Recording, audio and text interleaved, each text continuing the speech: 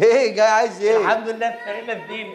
الله اكبر. جاي لي ليه يعني؟ ما انا قلت لك خلاص خد الفلوس وانا جبت الزينه تمام.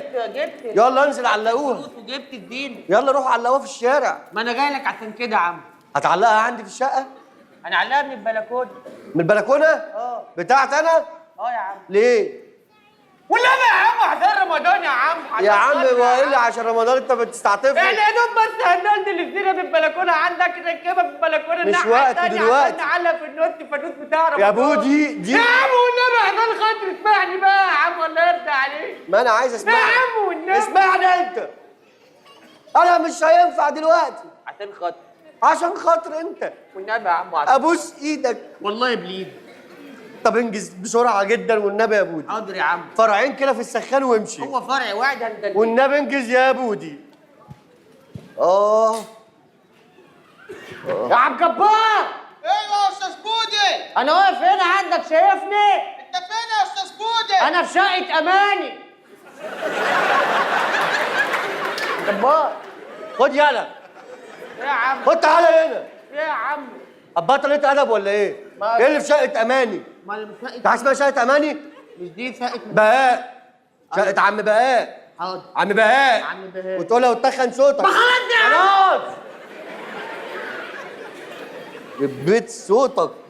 يا عم جبار. ايوه يا استاذ بودي مش شايفه. مش شايفني يا ابني؟ انا واقف في شقه عم بهاء. بهاء مين؟ جوز اماني. هتغلط هقل ادبي. ما قصدي اماني. لا ما انا ما يصحش كده. يا عم اماني هي اللي معروفه في المنطقه. يعني ايه اماني اللي معروفه في المنطقه؟ دي ست كمل. ماشي اماني في الراحه والجايه. اماني اتجوزت. طب الف مبروك يا عم عقبال.